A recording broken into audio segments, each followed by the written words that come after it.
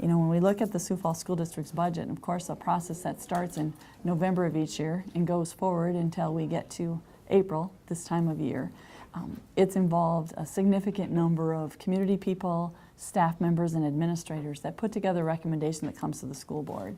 And we hold ourselves each year to seeing that we do what's best for each one of our students so that we can fully educate and prepare them to succeed in this changing world. And the word each in that budget, that word each drives our budget each year because we believe in multiple pathways, and we just challenge ourselves to continue to improve upon that. So when we look at this budget, and we know that we've got South Dakota's ongoing debate of whether or not schools are funded adequately or how they should be funded, we know that inside this district, we've got our forever commitment to be as fiscally responsible as possible and to very effectively manage our resources so that we can provide each student that pathway they need to success. And so the core of this budget is successful because, and these are some key points, because our community has entrusted us with the $7.5 million opt-out, and because each year we continue to find more efficiencies as we prepare the next year's budget, and I'll delineate those efficiencies in just a moment, because we have a 5-year rolling financial plan that allows us to cautiously monitor our expenditures today against what we believe may be projected in the future, and we have a very focused and intentful planned spend down of our fund balance from approximately 18% down to 8.5%. So if you take those pieces together, that lays the basis by which we're able to continue to thrive and survive in the midst of very tight and economic times and insufficient funding from a state level. So when we begin, one of the key questions that starts out in every budget is, well, what will staff be making? You know, maybe one of the first questions you ask me. And the FY13 per pupil funding from the state in the state aid formula will be increasing a mere 0.8%. However, the legislators approved some one-time funding that we'll be receiving at the end of April.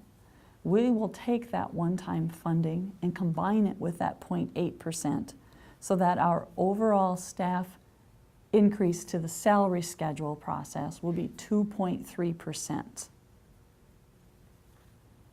The 2.3%, obviously coming out of the legislative process, that combination between the one-time money and the state aid going up 0.8 equates to what the state aid should have gone up based upon the CPI, the index, okay? One of the questions that we always have to clarify with our staff on that 2.3%, that doesn't mean that each staff member goes home and takes what they make this year and multiplies it by 2.3. We have to apply that to the salary schedules first by funding the movement on those schedules, and then we go back and spread out the remaining amount on the schedule. So that does not mean each employee will have a 2.3% raise. So when I mentioned earlier, because we have that $7.5 million opt-out, because we continue to find efficiencies each year, because we have a 5-year rolling plan that has us very cautiously monitor today's expenses against tomorrow's projections, and we continue that plan spend down, the efficiencies that this budget includes that will be proposed to the full school board this afternoon include eliminating the school board's National School Board Association membership, and they are still able to travel to the NSBA conference where they receive their professional development without being a member of that organization.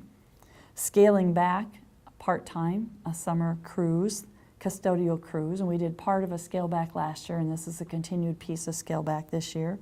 Reducing some of our auxiliary education assistants to 0.875 FTE.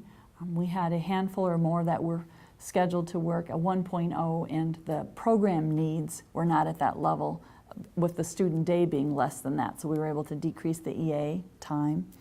Eliminating 2 bus runs, reducing my executive assistant in my office from 12-month to a 10-month plus 2-week, decreasing some supplies and material line items for repair items, and then finally, decreasing approximately $800,000 from the utility expenses due to the energy education program.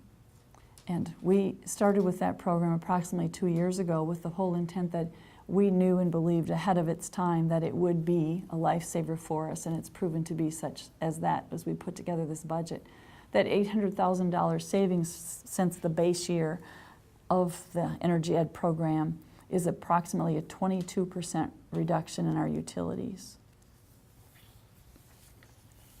So when we take those efficiencies and then we look at how do we modestly continue to focus on the needs that we have today, this budget replaces the funds that were eliminated by the State Department of Education for advanced placement scholarships for those who don't have the means to pay for the AP tests.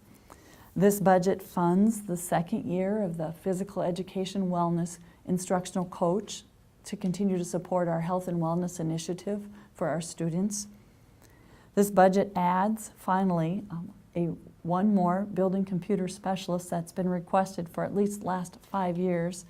And to put that in context for you, currently our team of behavior computer specialists, our technicians who uphold the technology in this district, there's one staff person to 1,330 computers, laptops, desktops, tabloids, whatever you want to call all the devices. And adding one BCS brings that from 1,330 down to 1,200. Obviously very conservative, but trying to move in the right direction.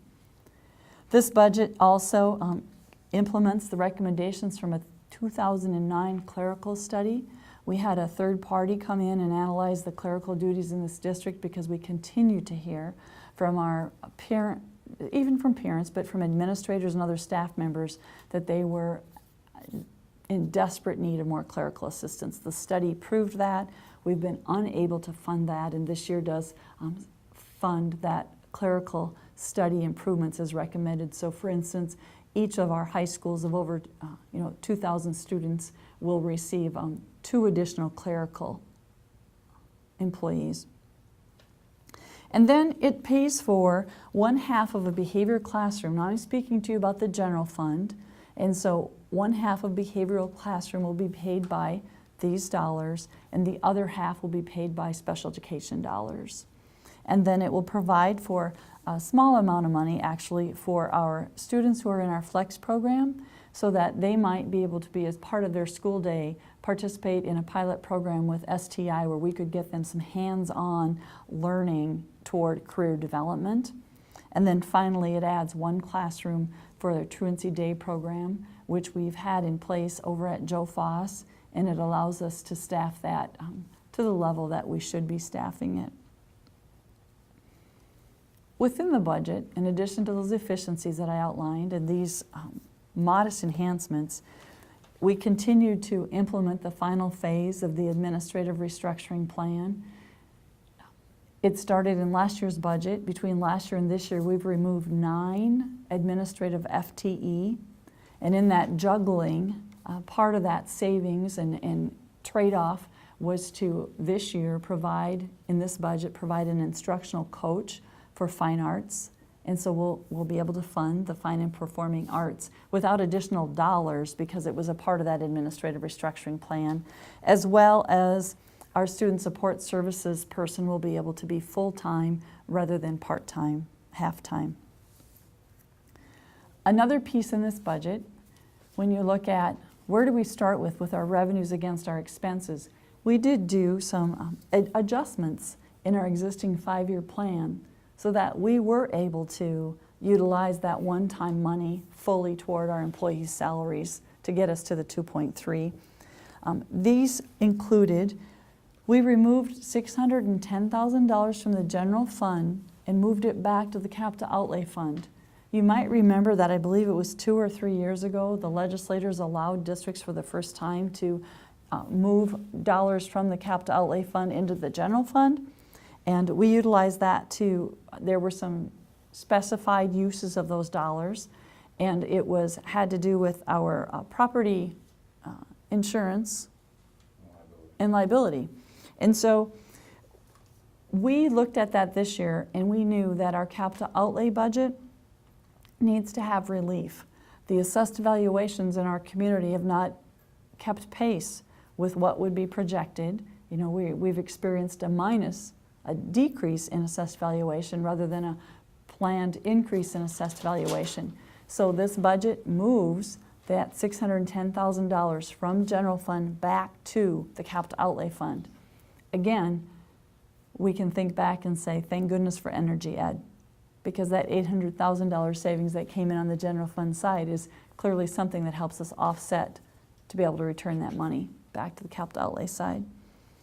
We also, in this budget looking forward, each year when I speak about those efficiencies, the Finance Action Network last year, it was the group of the community financial gurus we called together, and they established that ongoing 5-year plan. And this year, we didn't call them together because the plan they left us projected accurately and very closely enough that we could apply what they had proposed as to a large degree. Anyway, historically we were taking out 0.5% of efficiencies. In FY13, they had wanted that to be 0 because they said, you're down, you know, you're at skin on bones. How can you find more efficiencies? But in tight times, they left us with needing to identify 0.25% to 0.25% of efficiencies. And in this FY13 budget, we don't take that to 0 yet. We leave it established that the next year we need to find 0.1% efficiencies in order to get the balance to budget, or the budget to balance.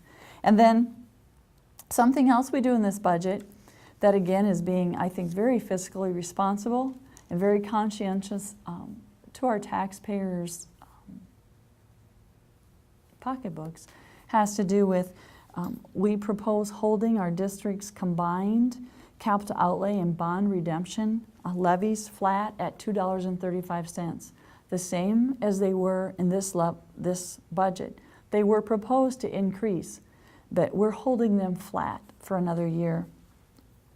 And then we will see that the fund balance in FY12 will increase by about $200,000, and that's due to that one-time money that's going to come in here in April that we're going to hold over to apply to these FY13 salaries so that our employees can have that increase rather than suffer a second year of a noticeable decrease.